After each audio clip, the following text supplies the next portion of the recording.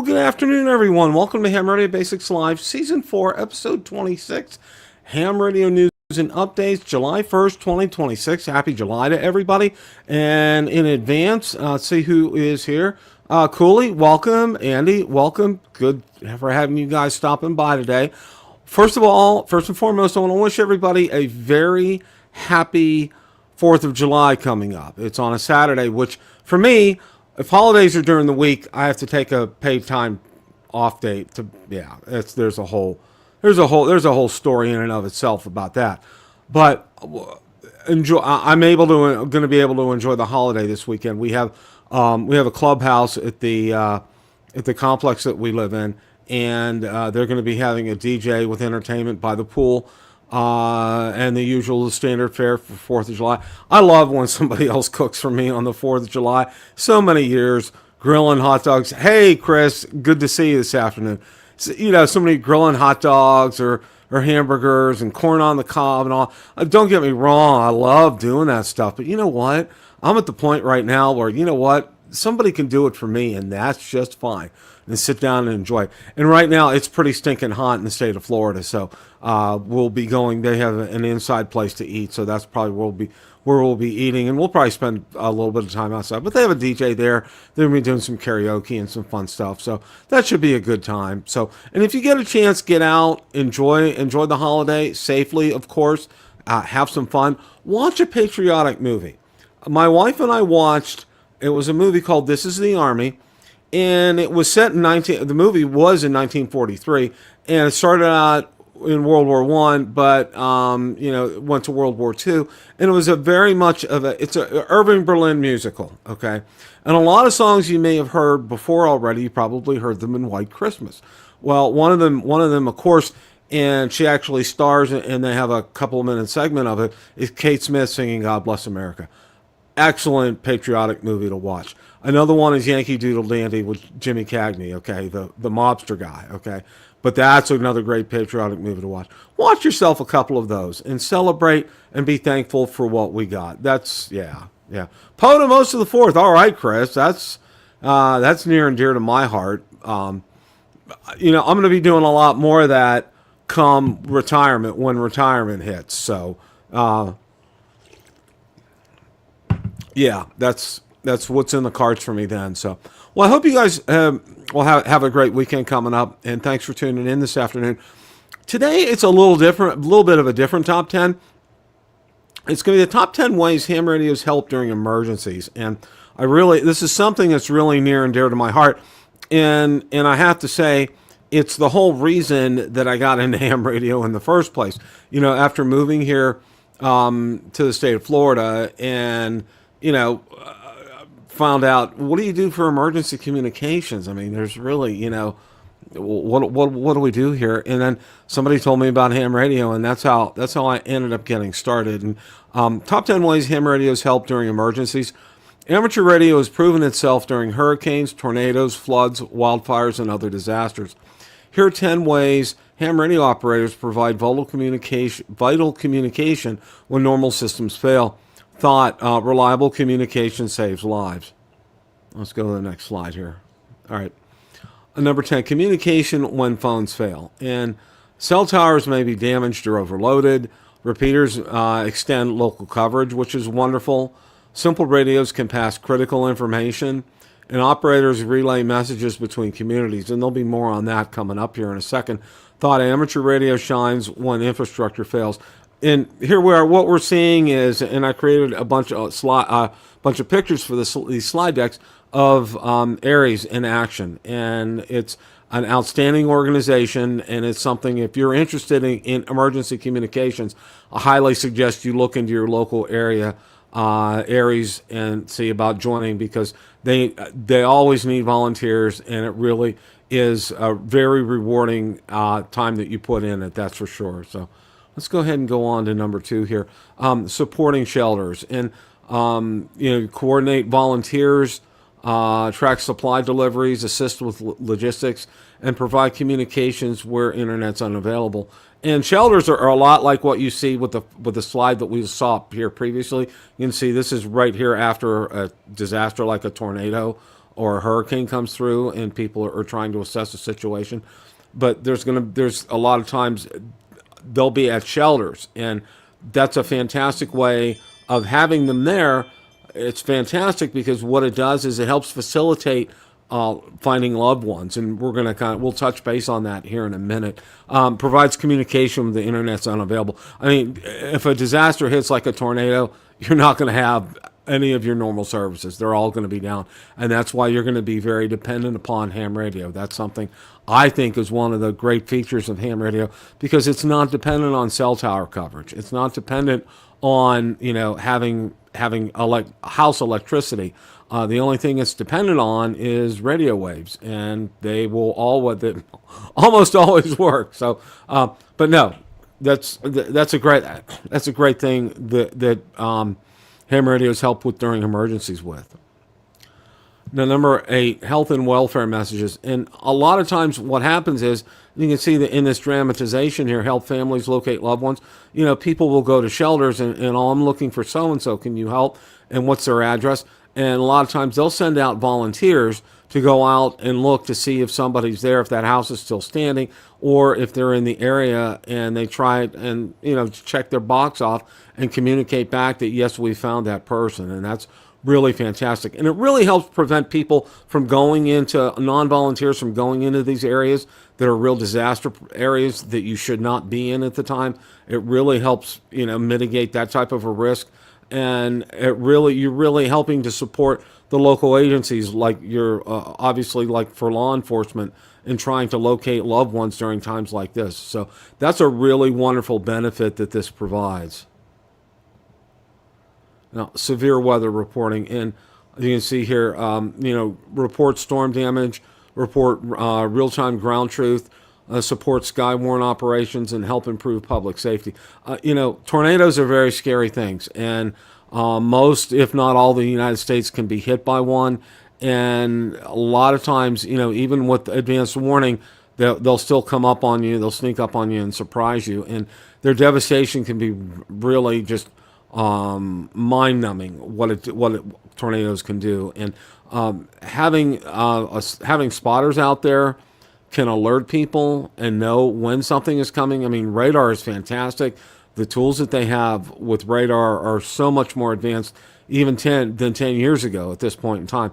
But right now, also having that extra Skywarn voice to come in and tell you where things are, tornado touchdown in such and such a location, people will know that, and they can make preparations for that, even though, they probably are prepared and sheltering in place right now.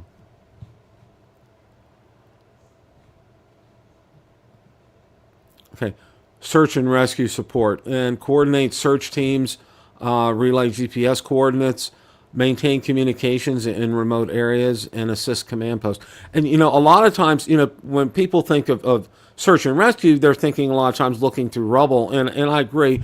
But, there are a lot of other times when you're there as a lost person, a missing persons report, and they ask for volunteers to go search. And a lot of times Aries is engaged in that because of the ham radios and communication aspect and something like that. And having a number of people being able to go out and do that makes that job a whole lot easier. Now, number 5, backup power operation. This is really important here, and one of the big reasons I emphasize with something like this that of course we all know that we have multiple methods of being able to run our radios, and you can see right here there's 2 methods in the Aries backup power station that I have depicted here. See some Bioenno batteries on top, and you see some solar panels on the bottom, and it really lends itself for these type of emergency situations when you don't have access to normal power. You're gonna need some batteries, and they have these batteries available, and that's something that there's something to be said for being able to get out there and make a lot of contact. And in order to do that, you got to have some power behind that. And these batteries are great, and they last forever. I mean, whether you have a Bioenno or other batteries, they really seem to last forever, especially if you're judicious in how you use it. and be mindful of it, it will last a long time on you. Now, the solar generators, again, they're there to help charge the batteries in case, electricity's cut off from that area and those batteries need charged up and you've used those batteries like, hours on end, they're going to eventually need a charge. And that's what those solar panels are for, to be able to do that, to charge those batteries up, or to actually power the radio in and of itself. It can do both. And, the big thing here, portable stations deploy quickly. Absolutely. I mean, you can, a lot of people take 7300s out, I know, for POTA, and there are quite a few people that volunteer for Aries that take 7300s out as well too, because the more power the better, and being able to punch through in certain situations. And the nice thing again about this is that it really is, it's independent of the power grid. I mean, you're not dependent on having electricity, you're not dependent on even having a backup generator. Having these battery options and these solar powered options makes a world of difference in being able to stay on the air, because that's the most vital thing during a time like this, is staying on the air and keeping the communication lines open. You can't really say enough about something like that. It really makes a big difference. Thought local operators make a difference, and it really does. You find in an instance like this, people that know the area, that know it well, and are familiar, they make the best volunteers for an organization like Aries. And that's something I would, again, if you have interest in something like this, you want to contact your local Aries chapter and find out what it takes to join and what they need for you in terms of what you volunteered with and the hours that you have. It really would be something I would highly recommend checking into here. Local emergency networks, support Aries and races groups, assist local emergency management, coordinate volunteers, share situational updates. And you can see depicted here, it's just a couple of tables set up with some volunteers. But this is key, because a lot of times, they'll have a list of volunteers that they work off of, and a lot of these volunteers may not be available because they're in the emergency themselves and they really can't get to help to volunteer for Aries. So that's why they keep lists of these people there, to be able to call them up and ask them to be able to come in and volunteer their time. And a lot of them, there's no hesitation. They'll be there in a heartbeat to do something like that. But it really helps to have some coordination behind all of this, because, when an emergency hits, everybody's kind of doing their own thing. And this is why when you have an organization such as Aries, it kind of level sets the playing field, sets everything down. They have processes and procedures in place, and it really makes sense. It's, instead of organized chaos, it really does help make some sense. And it really helps because you can share situational updates. So-and-so in the south is doing a lot better than so-and-so in the north. They're having some issues with water supply up there and electricity. Southeast is doing a little better with having some electricity right now available. They have repaired some power lines, and being able to share all of this is fantastic, because they might be lined up with some local nets and can be able to share some of that information out there. And again, getting this information out to the general public is fantastic. So kudos to them for doing these local emergency networks. And number 3, wide area HF communication, and communicate hundreds or thousands of miles, relay information between regions, operate without internet, and support disaster coordination. A lot of times loved ones just aren't local. They're they may be 1 or 2 states away or across the coast. And in order to be able to let them know that you're fine, that's why Aries sets up HF communication whenever they're working a disaster event, because people may need to talk long distance to a loved one, and in order to do that, you're going to need something with some punch, like these 7300s that are depicted here, to get through to reach people. It really makes a big difference being able to talk to people, across the country, especially loved ones and friends. And it really helps support disaster coordination, because, it may not just be, this disaster may not be just to the area that you're in. In fact, such a thing as an earthquake, it may hit multiple states. And in order to coordinate communication, you may need to use a platform like HF radio to be able to do all that. So, there's a reason that they set these things up. And then, like I said, there's a lot of logistics and planning and setup behind these things. And it really makes a lot of sense. And they've shown time and time again their usefulness when they've actually worked disasters like this. Number 2, rapid field deployment. Go kits are ready to deploy. Portable antennas set up quickly. Lightweight equipment travels easily. Operators adapt to changing conditions. And you can see this is just, again, some dramatization of a Go kit and some portable antenna systems set up there. And, one of the things I'll always hark back to is like the Chameleon MPAS 2.0.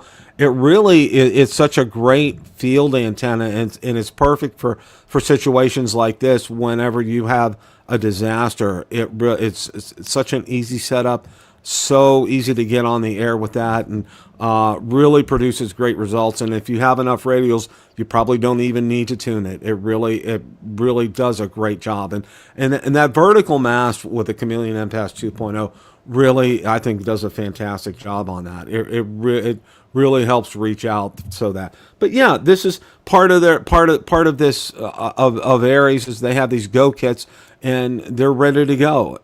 Especially, a lot of times hams may not be where they have access to get their equipment before they're needed at an Aries function. And that's why they have these Go kits available along with these antennas. And, it makes it so much easier when they have equipment available versus not having equipment available. And you would have to go home, and you may not be able to get home right now because of a disaster. So, it's nice that they have this option. The number 1, training before disasters. And this is really probably one of the more important slides here is Aries helps you get ready for disasters here. The regular practice building skills, public service events provide experience, equipment is tested routinely, and teams learn to work together. I know here locally in the area that I live in, whenever they have parades, they're asked to volunteer for parades to help provide communication for that. And that makes a really great practice for disasters and being able to coordinate what's going on and communication. Well, a lot of times, parades are held in hot weather, so they communicate. Someone may have suffered some heat stroke and they may need to get someone from the first aid station there. That's something that is perfect for Aries, and they do volunteer for things like that. And for other functions as well too, they're there to provide support. This is, and it's so important for them. I mean, they have a wonderful training program to get everyone up to speed and acclimated to what they do and how they do it and where you can fit in. I mean, they have, literally the sky's the limit where you can fit in as far as volunteering is concerned. There's a number of different opportunities for you in this. So, something I encourage you to look into. It's really, it's a great use of time. I would highly recommend it. It's a wonderful part of our hobby, and it's, for me, it's one of the best parts of the hobby is being able to communicate on an emergency basis. And this is what Aries is designed for, and races too. I know I haven't covered races in this, but conclusion, ham radio continues to save lives by providing reliable communications when they are needed most. Question for viewers: how has amateur radio helped your community during an emergency? And, and again, that's kind of one that's kind of food for thought as far as that's concerned. But, all in all, ham radio does make a big difference out there. It does help when other methods of communication are down.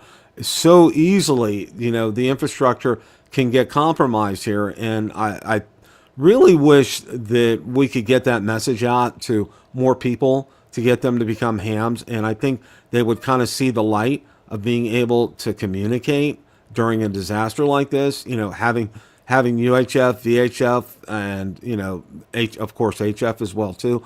But having the UHF, VHF hitting repeaters and doing things like that, people are not aware of how powerful a tool it is until they get into ham radio. And, I know a lot of people who've gotten their technician license have said, wow, I never knew that there was so much about ham radio and so many different ways to end up communicating. And there really is. It makes a great experience for it. And it's something I would encourage everyone to do. if you have the time to look into volunteering for Aries or races, I chose Aries because I'm a little more familiar with it. Please do so. Please look up the local chapter in your area.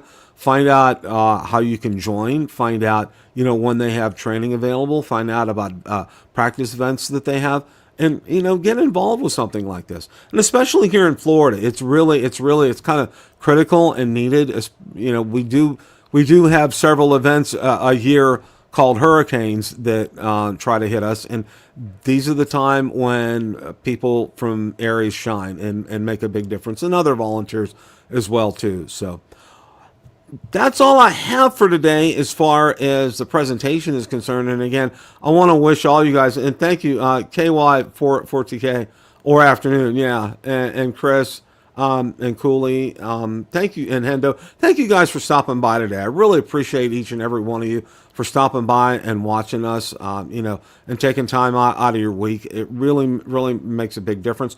Also, a special shout out now that Ham Radio Divas is our sister channel, and they're now getting the live broadcast as well too on Wednesday. So hats off to all of you who are watching from Ham Radio Divas, and that channel is growing, and and it's doing very well. We're very pleased with what we're seeing there. And of course, Ham Radio Basics continue to do well. And I'm still trying to just pass that simple message on that ham radio is fun. Ham radio is not complicated. It's not hard. We try to break things down to make it easy for you to get on the air and stay on the air. That's my goal, and it's always has been and always will be. Thank you, Chris. Appreciate that. And again, hope each and every one of you guys have a great, happy, safe 4th of July. And as always, guys, it's a great day to make a QSO. 7 3s, everybody. Have a great rest of your evening.